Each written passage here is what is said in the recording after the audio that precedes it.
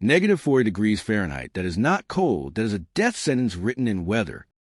At negative 40, exposed skin freezes. In under 2 minutes, diesel engines refuse to start. Birds drop out of the sky mid-flight. Metal, and I mean any metal, becomes so brittle you can shatter like glass. Your breath doesn't just fog. It crystallizes before it even leaves your mouth. And right now, standing outside in that, is a man pointing a thermometer at you showing exactly that number, negative 40. And behind him, a curved metal hut, sitting in the middle of a frozen forest, glowing warm orange from the inside, with a dog sleeping peacefully on the floor, and a thermometer on the window reading 64 degrees. 104 degrees of difference between outside and inside, in a metal shell. If your first reaction is that's impossible, good. That means you understand what metal does to heat. Metal doesn't hold warmth. Metal steals it. Metal is the enemy of insulation. Every building code, every contractor, every engineer will tell you the same thing. Do not build your home out of a giant steel arch and expect to stay warm in extreme cold. And yet, here we are, and it works. And by the end of this video, you're going to understand exactly why it works, exactly how it was done, and exactly what you need to do if you ever want to replicate it. Because the method here is not obvious. It is not what most people try first.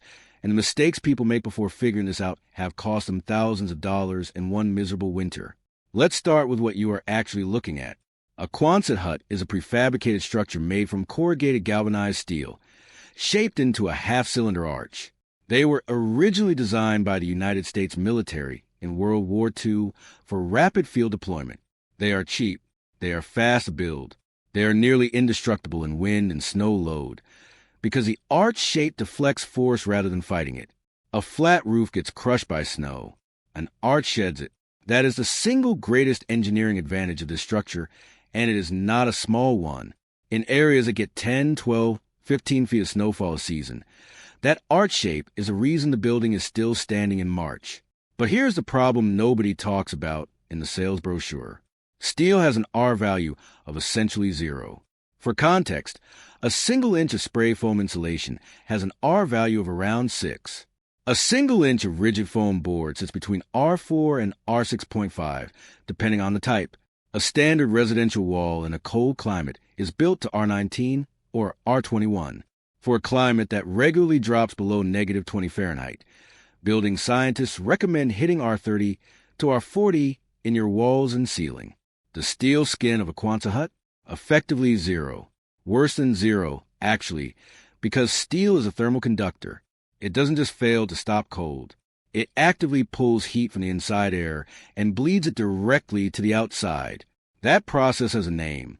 It is called a thermal bridge. And a Quonset hut, in its raw, unmodified state, is one giant continuous thermal bridge from the frozen ground to the top of the arch and back down the other side. So how do you fight that? You do not fight it the way most people try first. Most people buy bats. Fiberglass rolls. The pink stuff. They stuff it between framing members they've bolted to the inside of the arch, and they feel good about it. Then winter hits, and they are confused and miserable and calling contractors. Here is why that approach fails every single time. When you frame out a wall inside the arch and fill the cavities with fiberglass, you have created insulated pockets. But the steel skin is still fully exposed to outside air. At negative 40, that steel is negative 40. Any warm, moist air from inside the structure that migrates through the insulation, and it will migrate because vapor moves through fiberglass like it's barely there, hits that negative 40 steel and instantly condenses, then freezes. You now have ice building up inside your insulation layer, which destroys the R value, which creates a mold problem when it thaws in spring, which rots out any wood framing you installed. The whole system collapses from the inside, and you never even see it happening until the damage is done. The correct first step is spray foam. Closed-cell spray foam applied directly to the bare steel. No gaps, no skipped sections. Every square inch of that arch gets coated. And here is why this changes everything. Closed-cell spray foam does 3 things simultaneously. First, it insulates. 2 inches of closed-cell foam gives you roughly R12 to R13. Second, It acts as a vapor barrier. The closed cell structure means moisture vapor physically cannot pass through it. Third, and most critically, it bonds directly to the steel and eliminates the air gap between the metal and the insulation layer. There is no longer a surface where warm meets cold. The steel is now encapsulated. The thermal bridge is broken. That is the foundation. Without it, nothing else you do will work properly long term. After the spray foam, you layer. Rigid foam board goes over spray foam. 2 inches of polyacetylsaturate board adds another R13 on top. Now you are at R25 to R26 before you have even touched your interior framing. Then you build a simple stud wall inside that. Fill those cavities with more insulation, and you have crossed R30. At R30, a well-managed heat source can maintain a habitable interior even at -40. The math starts working in your favor. Now the heat source. And this is where the conversation gets genuinely interesting. Look at the stove in that open doorway. That is a wood-burning stove, not a propane heater, not an electric baseboard, not a pellet stove, a wood stove burning actual firewood. And at -40, that is a correct choice. And here is why most people do not immediately understand that. Propane stores liquid in a tank outside. At -40, propane tanks experience dramatically reduced pressure. The liquid propane does not want to vaporize properly in extreme cold, and your output drops significantly right when you need it most. Electric heat requires a power grid that, in a remote location during a serious winter storm, may not be reliable. Pellet stoves require electricity to run the auger feed mechanism and convection fan. Knock out the power in a blizzard, and your pellet stove is a decorative metal box. A wood stove requires nothing except wood and fire. It operates at absolute zero dependency. No fuel line, no electrical connection, no thermostat that needs a battery. You feed it wood, and it burns, and it produces heat at a rate that scales directly with how much would you put in a survival scenario, and -40 in a remote location qualifies as a survival scenario. That independence is not a comfort feature. It is a safety feature. But stove selection is not as simple as buy a wood stove. You need the right BTU output for the volume of your structure. Volume matters more than floor area in a Quonset hut because the arch ceiling creates significantly more cubic feet than a standard room of the same footprint. A 20-foot wide by 30-foot long Quonset with a 10-foot apex has roughly 3,000 cubic feet of interior space. To heat that space from -40 to 64 degrees, a 104-degree differential, you need a stove rated for that load. Undersizing the stove is one of the most dangerous mistakes a person can make. An undersized stove gets pushed to maximum burn trying to compensate. Maximum burn creates excess creosote buildup in the chimney at a rate far beyond what a properly sized stove would produce. Creosote buildup causes chimney fires. Chimney fires in a metal structure at -40, miles from any fire department, is a scenario you do not recover from. Size your stove correctly. Add 20% opacity as a buffer for extreme cold days. Then add another 10% because you will eventually have guests and the door will open more often than you planned. Chimney placement in an arch is also not intuitive. In a standard rectangular structure, you run the stovepipe straight up to the roof at roughly the center or rear of the building. In a Quonset arch, the curve of the roof means a vertical stovepipe will exit at an angle relative to the structure unless you carefully plan the exit point. The ideal exit is through the end wall, the flat vertical wall at either end of the arch, not through the curved roof skin. Penetrating the curved skin requires a custom flashing solution to maintain weather-tight integrity against the curve. And in extreme cold, that flashing joint is a vulnerability for both air infiltration and ice damming. End wall exit is cleaner, simpler, and easier to seal properly. The stove also needs combustion air. This is something first-time wood stove users frequently overlook. A well-insulated, well-sealed building, which is exactly what you have built, does not have a natural air infiltration that older drafty structures rely on to feed combustion. A wood stove burns oxygen in a sealed box. It will eventually star the fire and draw backdraft air down the chimney instead of up it. The solution is a dedicated outside air intake, a small insulated duct that runs from outside directly to the air intake port on the stove body. Fresh combustion air comes in through the duct. Exhaust goes out through the chimney.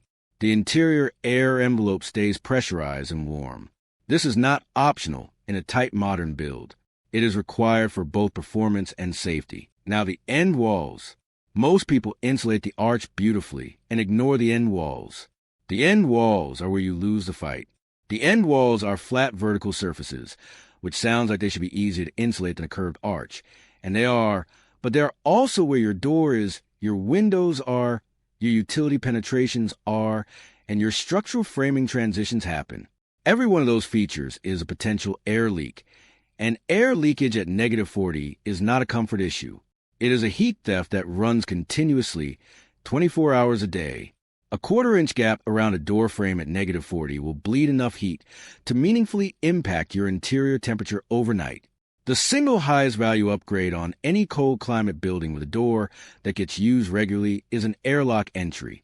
An airlock entry, sometimes called a vestibule or mudroom, is a small enclosed space between the exterior door and the interior door. You open the outer door, step inside the airlock, close the outer door, then open the inner door. At no point are both doors open simultaneously. The column of air inside the airlock acts as a thermal buffer. Without an airlock, every time the door opens at -40, you are exchanging a large volume of warm interior air for a large volume of air that is 104 degrees colder. With an airlock, you exchange a small volume of airlock air, not the interior air. In a structure being heated by a single wood stove, that difference is enormous. It is the difference between the stove keeping up with heat loss and the stove falling behind it. Windows deserve their own conversation. Standard double-pane windows have an R value of roughly 2. Triple-pane windows get you to R5 to R7. At -40, even triple-pane glass is your coldest surface by a large margin. Cold glass creates a convective loop. Air near the glass chills and falls, pulling warm air across the room to replace it, creating a continuous circulation that feels like a draft even with no air infiltration at all. The solution is interior window insulating panels. Rigid foam cord panels that press into the window frame from inside at night. Cheap to make, dramatically effective. Install them every night before the temperature drops, and remove them in the morning. That single habit can reduce overnight heat loss by a measurable percentage in a glass-heavy building. The floor is the section that nobody accounts for until they're standing on it in wool socks and still feeling the cold climbing up their legs. Concrete and bare earth floor in a Quonset hut will be at ground temperature. Ground temperature in a permafrost or deep freeze zone can be near freezing or below it at the surface. Warm air rises. Cold sinks. Your floor is cold regardless of what the thermometer on the wall reads. There are several solutions in order of increasing effectiveness. The first is simply adding mass and insulation above the existing floor. Thick, rigid foam board under a floating plywood subfloor. Then your finished floor on top. The foam breaks the thermal contact between the frozen ground and the living space. The second is radiant floor heat, either hydronic tubing in a concrete slab or electric heating mats under tile, which actively warms the floor surface and creates bottom-up heat that is dramatically more comfortable and efficient than forced air. The third lower-tech solution that works surprisingly well is thermal mass combined with the wood stove's radiant heat. Stone, brick, or concrete around and behind the stove absorbs radiant heat during burning and releases it slowly overnight. Water-filled containers, large food-grade jugs, or a purpose-built water wall store enormous amounts of thermal energy due to water's exceptionally high specific heat capacity. 100 gallons of water heated to 75 degrees will release heat for hours after the fire dies down to coals overnight. That overnight strategy is the final piece most people fail to think through. A wood stove is not a thermostat. It does not cycle on and off to maintain a set temperature. It burns hot when fed, and it cools when it is not fed. At -40, going 8 hours without feeding the stove will cost you significant interior temperature, which means either someone wakes up at 3 in the morning to add wood, which is a real thing people in extreme cold climates actually do, or you build enough thermal mass into the structure that the stored heat carries you through the night. Stone around the stove, a substantial concrete or brick hearth, water jugs positioned to receive radiant heat from the stove face, a well-insulated sleeping loft above the stove where heat naturally stratifies. These are not luxuries. They are the engineering that makes a difference between waking up at 45 degrees and waking up at 58 degrees. And at -40 outside, that gap between 45 and 58 degrees inside is the gap between a difficult morning and a dangerous one. The dog sleeping on the floor is not an accident. It is the proof. Dogs do not perform for cameras. A dog lying relaxed and flat on the floor of a building is a dog that is genuinely comfortable. The floor is warm enough. The air is warm enough. There is no draft disturbing him. That dog has done what no thermometer fully captures. He has validated the entire system with his willingness to sleep on the lowest, coldest surface in the building. If you build this correctly, that is what you get. A space that is not just technically habitable, but genuinely comfortable. Not a survival shelter. A home. The mistakes that kill this project before it starts are worth naming one more time, because they are not obvious until you have made them. Skipping the closed cell spray foam on bare metal and going straight to bats creates a condensation and mold catastrophe that will not show itself until following spring, when you start smelling right behind your beautiful interior walls. Installing an undersized stove and pushing it hard to compensate creates chimney fire risk that is entirely preventable. Ignoring the airlock entry because it feels like extra work creates a heat loss loop that will exhaust your fire supply faster than any calculation predicted. Leaving the floor uninsulated means you are fighting the ground itself for heat every single day of winter.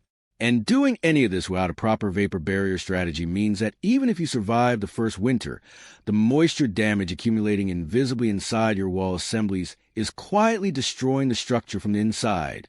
Get those 5 things right. Spray foam on metal, correct stove sizing, airlock entry, floor insulation, vapor barrier, and the math is actually in your favor. 104 degrees of temperature differential sounds impossible until you understand that heat does not disappear. Heat transfers. And your job is simply to control the rate of that transfer by putting the right materials in the right places in the right order. Do that, and a corrugated steel arch in the middle of frozen forest becomes something genuinely extraordinary. It becomes home.